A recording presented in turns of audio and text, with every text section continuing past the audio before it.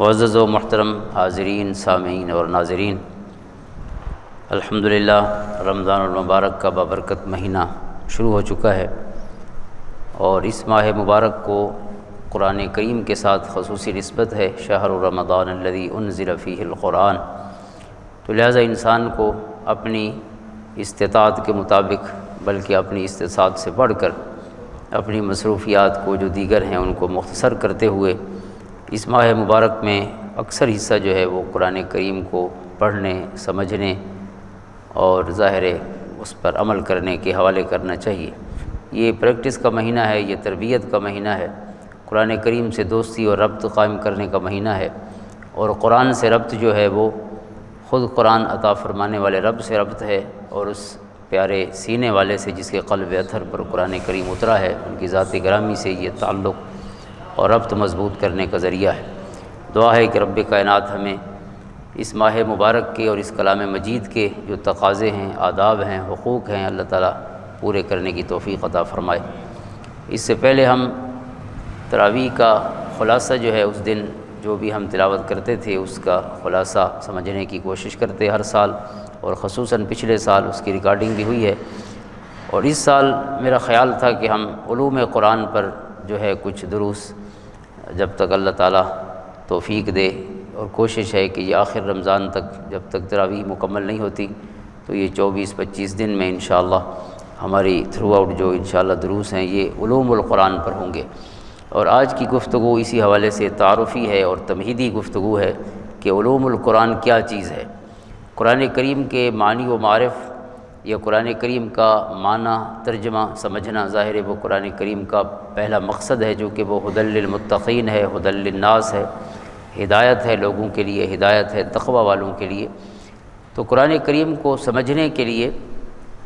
ہمارے 14 صدیوں کے جو محسنین ہیں، حضرات صحابہ کرام علیہم الرضوان کی اور اہل بیت اطہار کی نفوس قدسیہ سے لے کر تابعین اور تبع تابعین، اور پھر یہ 14 صدیاں ہیں، یہ علم کا سفر ہے، یہ محبت کا سفر ہے، یہ محنت کا سفر ہے کہ قرآن کریم پر بہت محبت سے حضور کے غلاموں نے جو ہے محنت کی ہے قرآن کو سمجھنے کی۔ اور پھر قرآن کریم چونکہ خود اعلان کرتا ہے کہ یہ تبیان لکل شیء ہے، کائنات کی ہر چیز کا علم جو ہے اسے کھول کھول کے بیان کرنے والا ہے، لہذا قرآن کریم کے علوم جو ہیں ان کا کوئی حصر نہیں ہو سکتا، کوئی اسے گن نہیں سکتا، اور نہ کوئی اس کی تحدید کر سکتا ہے کہ بس اتنے ہیں۔ اس لیے علوم القرآن پر جو کتابیں لکھی گئی ہیں، حضرت امام زرکشی رحمۃ اللہ تعالیٰ علیہ البرہان فی علوم القرآن آپ کی کتاب ہے 4 جلدوں میں، تو انہوں نے 43 علوم جو ہے قرآن کریم کے جو ہمارے سامنے آتے ہیں جب انسان کلام پاک کو پڑھتا ہے، تو انہوں نے 43 انواع یا 43 اقسام، 43 اقسام ان علوم کی گنی ہیں کہ جو ہمیں قرآن کریم کے ساتھ جب ملاقات ہو تو وہ روشنیاں کھولتا ہے۔ جبکہ ان کے بعد علامہ سیوطی رحمۃ اللہ تعالیٰ علیہ نے الاتقان فی علوم القرآن میں قرآن کریم کی 80 انواع اور 80 علوم کا ذکر فرمایا ہے۔ اور اب جتنی کتابیں لکھی جا چکی ہیں قرآن کریم کے علوم پر، اگر ان کو بالکل انسان احتیاط سے بھی اگر کہے تو قرآن کریم کے تقریباً 300 علوم جو ہے وہ ماہرین کہتے ہیں کہ اس وقت ان پر کتب موجود ہیں، اردو میں بھی موجود ہیں، عربی میں تو خیر بہت بڑا خزانہ ہے، لیکن اردو میں بھی یہ سب خزانے موجود ہیں۔ تو ہم آج جو ہے قرآن کریم کے ان جو مجموعی علوم ہیں جو ہم انشاءاللہ روزانہ ان میں سے کوئی نہ کوئی علم انشاءاللہ ڈسکس کریں گے، اور کوئی علم ہو سکتا ہے 2-3 دن تک جاری رہے۔ ان علوم کا مقصد پورے قرآن کی روز زیارت ہے، چونکہ ہم انشاءاللہ روز ایک علم پڑھیں گے تو وہ علم سورۃ فاتحہ سے لے کر سورۃ ناس تک ہے، تو کبھی قرآن کریم کا کوئی حصہ، کبھی کوئی حصہ، وہ سب ہمارے سامنے خود بخود یعنی آتے چلے جائیں گے۔ تو یہ قرآن کریم کے مطالعے کا ایک بڑا منفرد انداز ہے، اور اس میں کچھ بہت زیادہ فنی یا علمی بحثیں ہیں۔ ہم ان علمی بحثوں کو بھی انشاءاللہ آسان فہم انداز میں کوشش کریں گے کہ ہم اس کو اچھی طرح سمجھ سکیں، اور باقی یہ ہے کہ ہم ان میں کوئی بہت مشکل حصہ اس کا ظاہر ہے اس میں شامل نہیں کریں گے، جو آسان ہے اور ہر بندے کے ذہن میں آسانی سے آنے والا ہے۔ تو قرآن کریم کے جو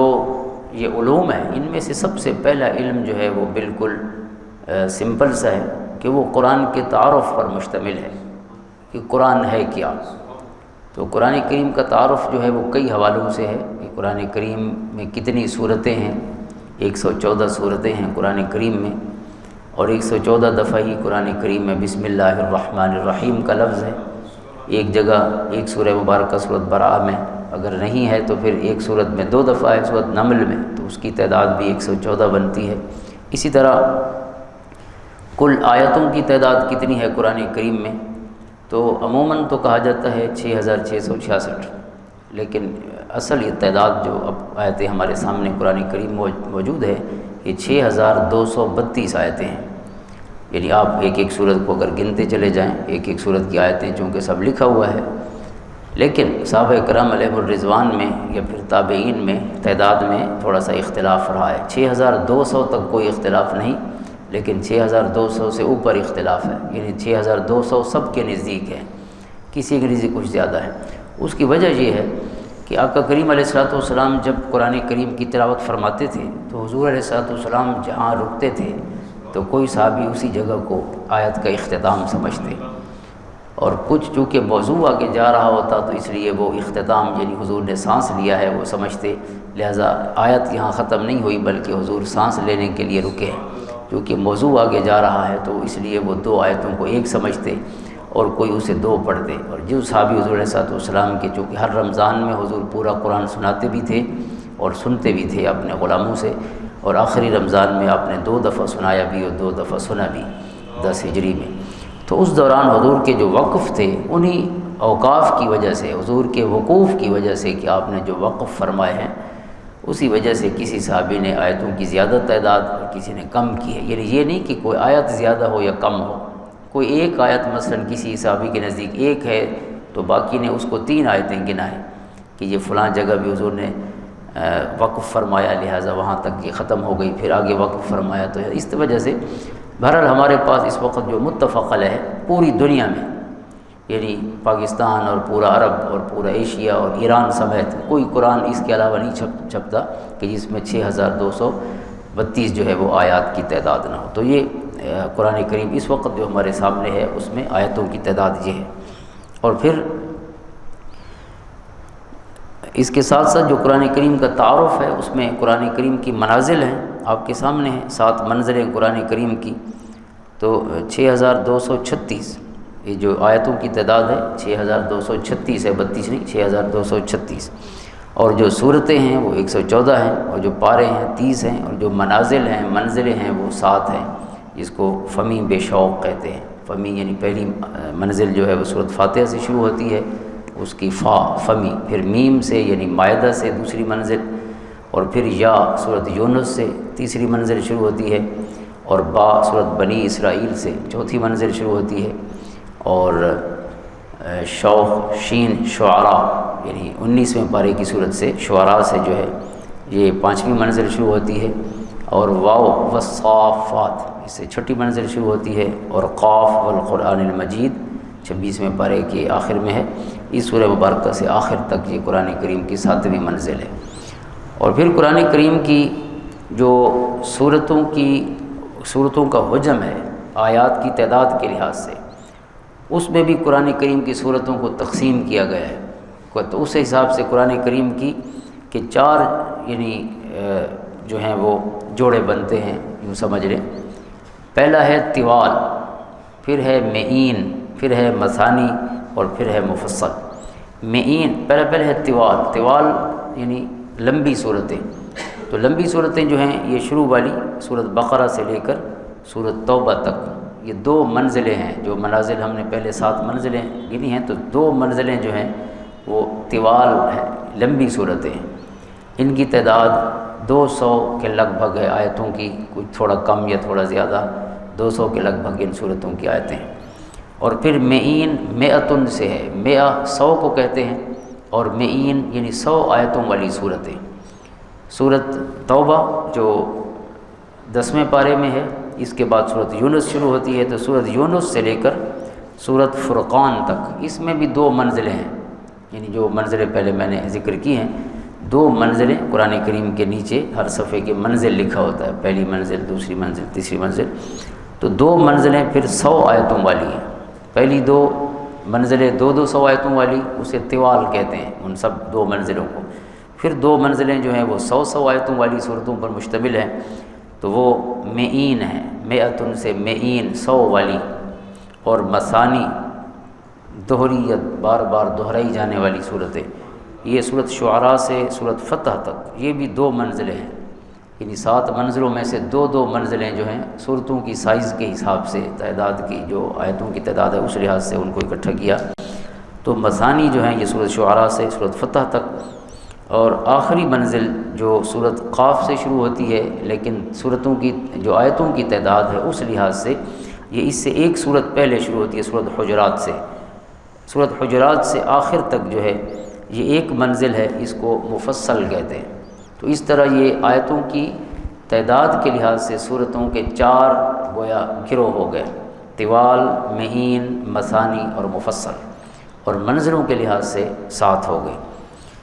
تو اسی طرح پھر رکوعوں کی تعداد ہے، پاروں کی تقسیم ہے، یہ ساری چیزیں جو ہیں یہ قرآن کریم کا تعارف، پورا علم ہے قرآن کا، قرآن کے تعارف پر مشتمل، تو اس میں ان چیزوں کو ڈسکس کیا جاتا ہے۔ کچھ چیزیں ہم نے مختصراً، چونکہ آج ہماری تعارفی گفتگو ہے تو اس وجہ سے کچھ چیزیں میں نے آپ کے سامنے عرض کر دی ہیں۔ اور پھر دوسرا علم جو ہے قرآن کریم کے علوم میں سے وہ وحی اور اس کے متعلقات ہیں، وحی اور اس کے متعلقات، یعنی وحی کیا ہے، وحی کی کتنی صورتیں ہیں، وحی کی کتنی قسمیں ہیں، حضور علیہ الصلوۃ والسلام کے قلب اطہر پر کتنے انداز میں وحی آئی ہے۔ تو وحی جو مختلف اس کے انداز ہیں، اس میں سلسلۃ الجرس ہے، حضور فرماتے ہیں کہ گھنٹیوں کی آواز جو ہے میرے مبارک کانوں سے ٹکراتی تھی اور وہی میرے قلب اطہر میں پھر الفاظ کا روپ دھار لیتی، یعنی کانوں سے گھنٹیاں آتی، چونکہ یہ اللہ رب العزت کی شان کے مطابق اس کی آواز ہوتی، یعنی اللہ تعالیٰ چونکہ آوازوں سے پاک ہے، لفظوں سے پاک ہے، تو اللہ تعالیٰ کی آواز جو حضور نے سمجھائی ہے کہ وہ ایک گھنٹی کی سی آواز ہوتی، لیکن آپ چونکہ نبی کے اندر جو ہے اسے ڈیسائفر کرنے کا یا گھنٹیوں کی آواز کے الفاظ بنانے کا اللہ نے ملکہ رکھا ہے۔ جیسے آپ دیکھیں کہ یہ تار کے اندر سے آواز آتی ہے ٹیلی فون کی ہماری، تو تاروں کے اندر سے ایک الیکٹرانک انداز میں کوئی بول رہا ہوتا ہے کسی جگہ اور ہم یہاں ریسیور پہ سنتے ہیں، تو یہ بھی ایک قسم کے الیکٹرانک جو ہے انداز ہے جس سے ہم تک آواز پہنچی ہے۔ تو بہرحال یہ تو سائنس کی ترقی ہے، لیکن آپ خود سوچیں کہ اللہ تعالیٰ نے اپنے ان منتخب بندوں کو، انبیاء کو کس انداز میں کتنی شانیں اور کتنی صلاحیتیں اور کتنے کمال عطا فرمائے ہوں گے، تو آپ اس کو سمجھ لیتے۔ اسی طرح پھر تمثل ملک ہے، فرشتہ جو ہے وہ انسانی شکل میں آتا آپ کے پاس۔ حضرت جبریل علیہ السلام کئی دفعہ حضرت دہیہ بن خلیفہ کلبی کی شکل میں، حضور کے صحابی ہیں، ان کی شکل میں کئی دفعہ حضرت جبریل آئے، اور کبھی فرشتہ اپنی اصلی شکل میں آتا جو فرشتے کی اصلی شکل ہے، اور پھر کبھی خواب کی حالت میں حضور علیہ الصلوۃ والسلام کو اللہ تعالیٰ وحی عطا فرماتا، رویائے صادقہ، اور پھر جو ہے ایک نفس فی روع، الروح الامین نفث فی روعی، یہ بار بار قرآن احادیث میں آتا ہے، احادیث قدسیہ میں، کہ جبریل نے میرے قلب اطہر میں یہ خیال ڈالا، اور یہ بھی وحی کی ایک قسم ہے جو حدیث کی صورت میں ہمارے پاس محفوظ ہے، جس کو حدیث قدسی کہتے ہیں۔ اس کی انشاءاللہ زیادہ تفصیل ہم پھر آگے کریں گے، اپنے جو آگے گفتگویں ہوں گی انشاءاللہ۔ تو ایک یہ وحی ہے اور اس سے متعلق موضوعات ہیں، اور تیسرا ایک موضوع ہے تاریخ نزول قرآن۔ قرآن کریم جو 23 برس میں اترتا رہا ہے، یہ بھی ایک بہت بڑا باب ہے، قرآنی علوم میں سے ایک علم ہے کہ اس کی کیا کیفیات تھی، اور قرآن جو اترا ہے تو اس کے پھر کئی جوڑے بنے ہیں۔ قرآن کریم کی کے اسماء میں سے ایک اسم ہے مثانی، مثانی کہتے ہیں جوڑے جوڑے یا دہرانے کو، چونکہ مثانی تثنیہ سے ہے، 2 سے ہے، تو 2 جو ہے وہ دوہرا بھی ہوتا ہے، یعنی دہرائی جانے والی بار بار جو آیتیں ہیں، جو صورتیں ہیں، یہ قرآن کی صفت ہے کہ یہ بار بار پڑھا جاتا رہے گا قیامت تک۔ اور دوسرا مثانی کا مطلب ہے جوڑے جوڑے، تو قرآن کریم میں اول سے آخر تک جوڑے ہیں۔ مثلا ایک جوڑا تو ہر قاری جو ہے سمجھ جاتا ہے، مکی اور مدنی جوڑے، کہ قرآن کریم کی شروع والی صورت مکی ہے، صورت فاتحہ، پھر مدنی صورت ہے صورت بقرہ، پھر آگے مدنی صورت ہے، پھر مدنی صورت ہے، پھر مدنی صورت ہے، اور پھر مکی صورت ہے صورت انعام، اور صورت اعراف دونوں مکی صورتیں ہیں۔ پھر مدنی صورت ہے سورۃ انفال اور سورۃ توبہ، پھر آگے مکی صورت ہے۔ یعنی اگرچہ مکہ میں ظاہر قرآن پہلے اترا ہے، 86 صورتیں مکہ میں اتری ہیں اور 28 صورتیں مدینہ میں اتری ہیں، لیکن اللہ تعالیٰ نے اپنے پیارے حبیب علیہ الصلوۃ والسلام کو ان صورتوں کی جو ترتیب پھر تعلیم فرمائی کہ ان صورتوں میں جو اللہ تعالیٰ نے احکام عطا فرمائے ہیں، تو اب ان صورتوں کو پڑھنا کیسے ہے۔ تو یہ صورتیں جو رکھی گئی ہیں مصحف میں، یہ ترتیب مصحفی ہے، یہ بھی منزل من اللہ ہے۔ ایک ترتیب وہ ہے جس کو ترتیب نزولی کہتے ہیں کہ قرآن اترا کیسے ہے، اور ایک ترتیب ہے مصحفی کہ قرآن لکھا ہوا کیسے ہے۔ تو جو اترا ہے ظاہر ہے مکہ میں 86 صورتیں اتری، اکٹھی اتری ظاہر ہے آگے پیچھے 13 سال میں، اور پھر 10 سال میں 28 صورتیں مدینہ طیبہ میں اتری، لیکن لکھا ان کو کسی اور ترتیب سے گیا ہے، اور یہ ترتیب بھی منزل من اللہ ہے، جس کا ذکر تمام کتب احادیث میں موجود ہے۔ تو یہ بھی ایک موضوع ہے، یعنی جوڑا ہے، مکی اور مدنی جوڑا۔ پھر قرآن کریم کے جوڑے ہیں حضری اور سفری جوڑے، یعنی وہ آیتیں جو حضر میں اتری ہے۔ حضر کہتے ہیں کہ حضور علیہ الصلوۃ والسلام اپنے گھر میں تشریف فرما تھے، یعنی مقیم تھے، مکہ میں تھے یا مدینہ میں تھے۔ اور پھر دوسرا حصہ وہ ہے کہ جو سفر میں اترا ہے قرآن کریم کا۔ اور اسی طرح پھر جوڑے ہیں نہاری اور لیلی، دن کو اترنے والا قرآن اور رات کو اترنے والا قرآن۔ پھر ایک جوڑے ہیں صیفی اور شتائی، سردیوں میں اترنے والا قرآن اور گرمیوں میں اترنے والا قرآن۔ پھر جوڑے ہیں فراشی اور نومی، کہ آپ لیٹے ہوئے تھے اور قرآن اترا، اور آپ سوئے ہوئے تھے اور قرآن اترا، یعنی جاگتے ہوئے جو قرآن اترا ہے، اور جو حالت نیند میں اللہ نے کرم فرمایا ہے، اور نیند تھی یا نہیں تھی، صرف آپ لیٹے ہوئے تھے یا آپ سوئے ہوئے تھے، یہ ایک الگ پھر ڈسکشن ہے۔ پھر جوڑے ہیں عرضی آیات اور سماوی آیات، وہ آیتیں جو زمین پر اتری ہیں، وہ آیتیں جو حضور کو آسمان پہ اللہ نے عطا فرمائی معراج کی رات میں۔ اور پھر ہے فضائی آیات، وہ آیتیں جو آسمان اور زمین کے درمیان اتری ہے۔ فرشتوں کو حضور علیہ السلام نے جب اپنا تعارف فرشتوں نے جب حضور کو اپنا تعارف کرایا، وَإِنَّا لَنَحْنُ الصَّافُّونَ وَإِنَّا لَنَحْنُ الْمُسَبِّحُونَ، یہ آیتیں جو ہیں یہ آسمان اور زمین کے درمیان، یعنی آسمان دنیا بھی آپ کہیں جب تعارف فرشتوں نے کرایا، تو یہ بھی قرآن کا حصہ ہے۔ اسی طرح دو آیتیں وہ ہیں کہ جو نہ آسمان پہ اتری، نہ زمین پہ اتری، نہ فضا میں اتری، بلکہ وہ آیتیں عرش کے خزانوں سے اللہ نے عطا فرمائی۔ اور یہ سورۃ بقرہ کی آخری دو آیتیں ہیں جو آج ہم نے تلاوت کی ہیں، آمن الرسول بما انزل الیہ من ربہ والمؤمنون، یہ بہت کمال آیتیں ہیں۔ تمام قرآن ہی اللہ کا بہت بڑا تحفہ ہے انسانیت کے لیے۔ یہ دو آیتیں جو ہے یہ انسان کو ہر قسم کے آفات سے، بلیات سے، خطرات سے، شر سے، ہر قسم کی جو تکلیف دہ چیز انسان کے لیے ہو سکتی ہے، ذہنی جسمانی، وہ سب سے محفوظ رکھتی ہیں۔ یہ روزانہ رات کو خصوصاً پڑھنی چاہیے۔ تو یہ قرآن کریم کے جوڑے ہیں، انشاءاللہ اس کی تفصیل ہم آگے کریں گے جب اس کی انشاءاللہ اس پر گفتگو ہوگی۔ تو یہ ایک علم ہے پورا قرآن کریم کا، قرآن کریم کے جوڑوں کا علم، یا اس کے نزول کی جو ترتیب ہے، یہ جو تفصیل ہے۔ اور اسی میں پھر ڈسکس ہوتا ہے کہ پہلی صورت کون سی ہے قرآن کی، اور آخری صورت کون سی ہے قرآن کریم کی، پہلی آیت کون سی ہے، آخری آیت کون سی ہے، مکہ میں پہلی آیت کون سی نازل ہوئی، اور مکہ کی مبارک زندگی میں آخری آیت یا صورت کون سی نازل ہوئی۔ حضور مدینہ تشریف لائے تو سب سے پہلی صورت کون سی ہے، آخری صورت کون سی ہے۔ چلو میں عرض کر دوں یہاں پہ مختصراً، سب سے پہلی صورت علق ہے، اقرأ بسم ربک الذی خلق، اور مکہ میں آخری صورت ویل للمطففین اتری ہے۔ اور جب حضور مدینہ تشریف لائے تو سب سے پہلی سورت بقرہ اترنا شروع ہوئی، اور سب سے آخری جو مکہ کی صورت ہے وہ سورت براءہ یا سورت توبہ ہے، یہ آخری صورت ہے۔ لیکن سب سے آخری آیت جو ہے وہ اس صورت میں نہیں، آخری آیت سورت بقرہ میں ہے، واتقوا یوما ترجعون فیہ الی اللہ ثم توفی کل نفس ما کسبت وہم لا یظلمون، یہ سب سے آخری آیت۔ اسی طرح پھر ایک قرآن کریم کا علم ہے اسباب نزول قرآن، قرآن کریم کی کچھ آیتیں کیوں اتری، کس ماحول میں اتری، کس وجہ سے قرآن کی آیتیں اتری، چونکہ قرآن بغیر وجہ کے نہیں اترا، ہر آیت کا شان نزول کوئی وجہ بنی ہے، یا تو سوال کیا کسی نے اس کے جواب میں قرآن اترا۔ آج ہم نے بہت سی آیتیں سورۃ بقرہ میں سوالوں والی پڑھی ہے، یسألونک عن الاہلہ، یسألونک ماذا ینفقون، یسألونک عن الشہر الحرام قتال فیہ، یسألونک ماذا ینفقون۔ یعنی مختلف سوال جو یا وَإِذَا سَأَلَكَ عِبَادِي عَنِّي فَإِنِّي قَرِيب، یہ سب آیتیں سورۃ بقرہ کی آج ہم نے تلاوت کی ہیں۔ تو جب سوال ہوتے تو اللہ تعالیٰ ان کا جواب اپنے محبوب کو عطا فرماتا، اور پھر آپ وہ تلاوت کر کے اپنے پوچھنے والوں کے سامنے رکھتے۔ وہ سوال کفار کی طرف سے بھی ہوئے ہیں، وہ سوال منافقین کی طرف سے بھی ہوئے ہیں، وہ یہود کی طرف سے بھی ہوئے ہیں، اور وہ سوال خود غلاموں نے بھی کیے ہیں، حضور کے غلاموں نے، کہ ہم کیسے مال خرچ کریں، کہاں خرچ کریں، کتنا خرچ کریں۔ یہ سب سوال پھر قرآن نے ان کے جواب دیے۔ اور اسی طرح پھر قرآن کریم کا علم ہے جمع و تدوین قرآن یا تاریخ حفاظت قرآن، قرآن کریم کو کس انداز میں محفوظ کیا گیا ہے، یعنی عہد صدیقی میں حضور علیہ السلام کے زمانے میں قرآن کریم کو کیسے ایک کتابی شکل میں محفوظ کیا گیا،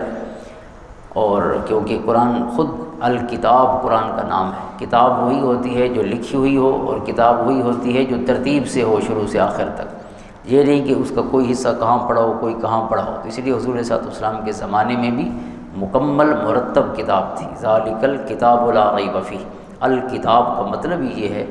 کہ وہ ایک بک فارم میں اللہ تعالیٰ نے اپنے محبوب علیہ السلام کے زمانے میں ہی اس کی حفاظت کا انتظام فرمایا۔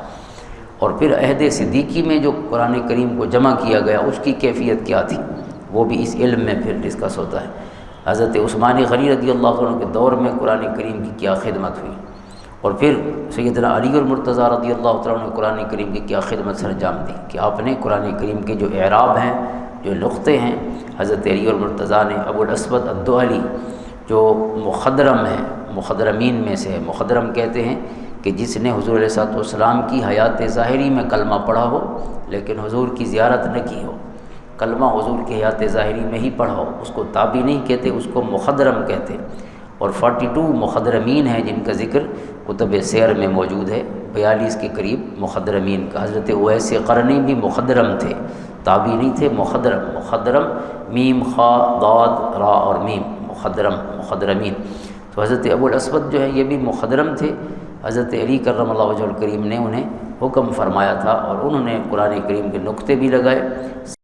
صرف اور نحو کے بانی بھی یہی ہے حضرت علی اور مرتضیٰ رضی اللہ عنہ کے حکم سے، اور آپ کی ہدایت اور آپ کی جو رہنمائی اور سرپرستی ہے اس میں انہوں نے قرآن کریم کو باقاعدہ ہمارے لیے آسان کیا۔ یہ تسہیل قرآن کا جو ایک پروسیس ہے وہ بھی اسی علم میں ڈسکس ہوتا ہے، تاریخ حفاظت قرآن۔ اور بھی کئی چیزیں اس میں ہیں، مثلا قرآن کریم کے جو رموز اوقاف ہیں، قرآن میں ہم یہ جو وقف کرتے ہیں، مختلف اوقاف کی جو صورتیں ہیں، یہ سب بھی اسی تاریخ حفاظت قرآن کے علم کا حصہ ہے۔ اور پھر 7 حروف پر قرآن کریم کا نازل ہونا، یعنی 7 احرف۔ آپ نے حدیث پاک سنی ہوگی، بخاری شریف کی حدیث ہے، حضرت عمر بن خطاب رضی اللہ عنہ کو روایت فرماتے ہیں کہ ان ھذا القرآن انزل علی 7 احرف فقرؤوا ما تیسر منہ۔ حضور علیہ السلام نے فرمایا کہ یہ قرآن 7 حروف پر نازل ہوا ہے، جو تمہارے لیے آسان ہو اس میں پڑھا کرو۔ تو یہ ایک علم ہے قرآن کریم کے حروف کا علم، قرآن کریم کی قراءتوں کا علم، یعنی کتنے لہجوں میں قرآن کو پڑھا جا سکتا ہے، یا مختلف اور مفاہیم جو 7 احرف کے علماء نے بیان فرمائے۔ اور ایک بڑا اہم علم ہے علم تفسیر و مفسرین، اس پر بہت سی کتب موجود ہیں، یعنی قرآن کریم کی تفسیر کا آغاز کیسے ہوگا، سب سے پہلے مفسر کون سے ہیں، خصوصاً قرون اولیٰ میں صحابہ کرام علیہم الرضوان میں سب سے بڑے مفسر کون ہیں، پھر تابعین میں کون ہیں، تبع تابعین میں کون ہیں، اور پھر اس طرح جو ہمارے سامنے تفسیریں موجود ہیں، ان تفسیروں کا سفر کب شروع ہوا، اور پھر تفاسیر کی کتنی قسمیں ہیں۔ یہ سب تفسیریں ایک ہی قسم کی نہیں لکھی گئی، ہر مفسر کا اپنا فوکس ہے۔ مثلا ایک قسم ہے تفاسیر معصورہ کی، سا کے ساتھ معصورہ، ان تفسیروں میں وہ صرف قرآنی آیات کے تحت حدیثیں لاتے ہیں، یعنی آثار رسول صلی اللہ علیہ وسلم یا آثار صحابہ، احادیث اور آثار صحابہ، یہ وہ 2 چیزیں عموماً تفاسیر معصورہ میں، جیسے امام طبری کی تفسیر ہے، تفسیر طبری ہے، تفسیر ابن کثیر ہے، اور پھر تفسیر در منصور ہے امام سیوطی کی، لیکن اس میں صحابہ کے بعد آثار اسلاف بھی ہیں، یعنی دیگر تبع تابعین اور اس کے بعد کے فقہا کے آثار بھی امام سیوطی نے شامل کیے ہیں۔ کچھ تفاسیر ہیں کلامی انداز میں لکھی گئی ہیں۔ کلامی انداز سے مراد یہ ہے کہ اس میں عقلی دلائل بھی جمع کیے گئے ہیں۔ تفاسیر ماسورہ میں عقل کو تکلیف نہیں دیتے، صرف حضور کی ارشاد کو لکھتے ہیں یا صحابی کا قول لکھتے ہیں۔ وہ اپنے عقل و فہم یا دیگر جو علوم ہیں، انسان مختلف جو عصری علوم پڑھتا ہے تو ان کی روشنی میں اس میں ڈسکشن نہیں، لیکن کلامی تفاسیر میں اس میں بڑی عام جو ہے وہ تفسیر بیضاوی ہے اور تفسیر کبیر ہے امام رازی کی، اور کئی تفسیریں ہیں۔ اسی طرح کچھ تفسیریں جو ہے وہ قرآن کریم کی فصاحت و بلاغت پر لکھی گئی، چونکہ اس سے بڑھ کے کوئی فصیح و کلام نہیں ہو سکتا، فصیح و بلیغ، چونکہ یہ اللہ کا کلام ہے، تو اس کی فصاحت اور بلاغت کے جو خوبصورت نمونے ہیں انہیں خصوصاً تفاسیر میں ڈسکس کیا گیا۔ اس میں تفسیر کشاف ہے علامہ زمخشری کی، اور جدید تفاسیر میں جو موجودہ دور میں لکھی گئی ان میں ایک فی ظلال القرآن ہے، عربی کی تفسیر ہے۔ یہ بھی قرآن کریم کا ادبی پہلو یا اس کی فصاحت و بلاغت یا قرآن کریم کی جو الفاظ کا روب ہے یا الفاظ کا حسن ہے اس پر یہ زیادہ ڈسکشن ہے۔ اسی طرح ایک صوفیانہ تفاسیر ہے، تصوف والوں نے قرآن کریم کی تفسیریں لکھی ہیں، جیسے روح البیان ہے علامہ اسماعیل حقی رحمۃ اللہ تعالیٰ علیہ کی، جیسے امام قشیری کی تفسیر ہے، تفسیر قشیری ہے۔ اس طرح ابن عربی، محی الدین ابن عربی شیخ اکبر رحمہ اللہ تعالیٰ کی تفسیر ہے۔ انہیں تفسیر بالاشارہ بھی کہتے ہیں، اشاری تفسیر بھی کہتے ہیں، سمبولک تفاسیر بھی کہتے ہیں، اور صوفیانہ تفاسیر بھی کہتے ہیں۔ اسی طرح کچھ فقہی تفاسیر ہیں، انہوں نے قرآن کریم کی جو احکام کی آیتیں ہیں ان کی تفسیر کی ہے۔ قرآن کریم میں 6236 آیتیں جو میں نے عرض کی ہے، ان میں احکام کی 500 کے قریب آیتیں ہیں جو ڈائریکٹلی ڈوز اور ڈونٹس پر مشتمل ہے کہ بندے نے کیا کرنا ہے اور کیا نہیں کرنا۔ تو کچھ علماء نے صرف ان آیتوں کی تفسیر کی ہے، اور یہ احکام القرآن کے نام سے تفسیر فقہ مالکی والوں نے بھی اپنی فقہ کے حساب سے کی ہے، جیسے امام قرطبی نے فقہ مالکی کی ترتیب سے کی ہے، ابن عربی نے جو فقہ حنفی ہے ابو بکر ابن جساس جو ہیں انہوں نے احکام القرآن فقہ حنفی کے لحاظ سے لکھی ہے۔ اسی طرح تفسیرات احمدیہ ہے، ملا جیون حنفی کی ہندوستانی عالم تھے، تو وہ بھی فقہ حنفی کے جو مطابق قرآن کریم کی آیات ہیں انہوں نے اپنی فقہ حنفی کے حقانیت کو ثابت کیا ہے۔ اور کچھ تفاسیر سائنسی تفاسیر بھی ہیں جو موجودہ دور میں لکھی گئی ہیں۔ اس میں ایک علامہ طنطاوی جوہری کی تفسیر الجواہر ہے، اور قرآنی آیات اور سائنسی حقائق، یہ ایک ترکی سائنٹسٹ ہیں ڈاکٹر حلوق نور باقی، ان کی تفسیر ہے قرآن کی کچھ چند آیات، تقریباً 50 کے قریب آیات ہیں جو سائنسی حقائق کو بیان کرتی ہیں، تو انہوں نے صرف ان کی تفسیر لکھی ہے۔ تو اور بھی کئی اقسام ہیں، کچھ جامع تفاسیر ہیں، جیسے ہماری تفسیر ضیاء القرآن ہے یا تفسیر تبیان القرآن ہے علامہ غلام حسن سعیدی رحمۃ اللہ تعالیٰ علیہ کی، اور پیر کرم شاہ صاحب کی تفسیر ضیاء القرآن ہے، یا صراط الجنان ہے ہمارے دعوت اسلامی کے جو بزرگوں نے لکھی ہے۔ تو یہ تفسیریں جامع تفاسیر میں، یعنی ان میں مختلف پہلوؤں میں فقہی تفاسیر کا بھی حصہ ہے، تفاسیر ماسورہ احادیث بھی انہوں نے جمع کی ہے، کہیں سائنسی حقائق بھی بیان کیے ہیں، کہیں اور عقلی دلائل جو ہیں انہیں بھی قائم کیا ہے۔ تو یہ جامع تفاسیر، یعنی کئی قسم کے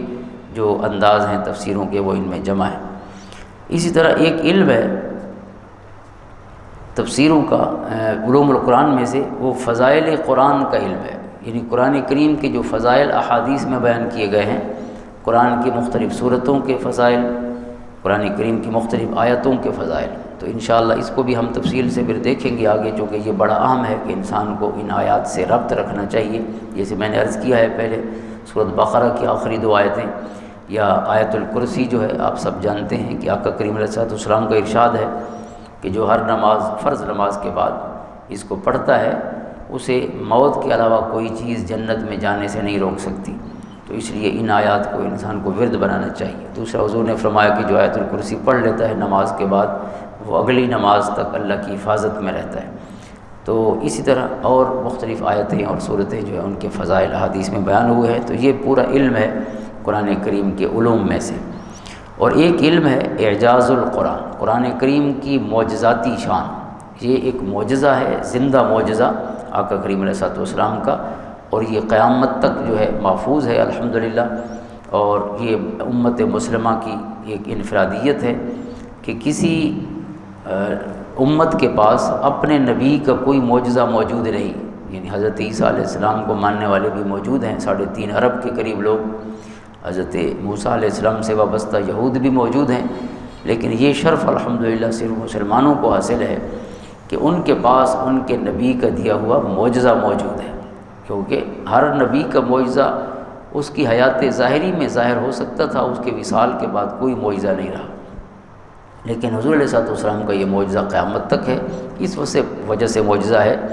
کہ یہ خود کہتا ہے کہ اگر کسی کو شک ہو کہ اللہ کا کلام نہیں ہے تو پھر اس جیسی 10 آیتیں 10 صورتیں لے آئے، ایک صورت لے آئے، یا فلیأتوا بحدیث مثلہ ان کانوا صادقین، ایک ہی آیت لے آئے جیسے قرآن کی آیتیں، پھر بھی ہم مان لیں گے کہ اس کا دعویٰ ٹھیک ہے۔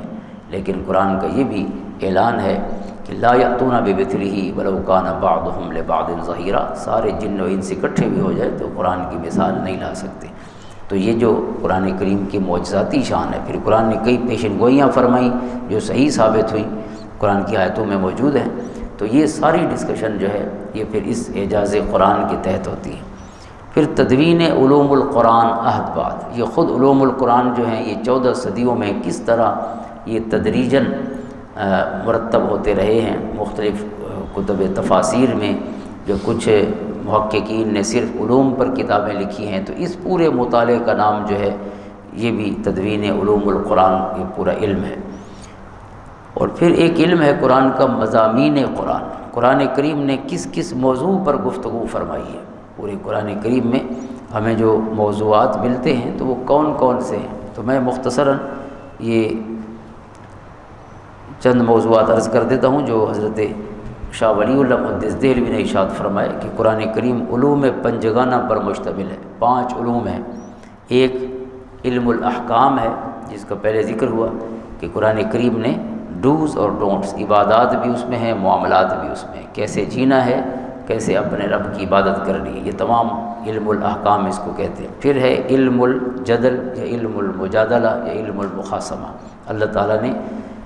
کفار اور مشرکین کے اعتراض ذکر فرمائے، منافقین کے اعتراض ذکر فرمائے، یہود و نصارہ کے اعتراض، پھر ان اعتراضات کے جواب عطا فرمائے۔ یہ قرآن کریم کا ایک حصہ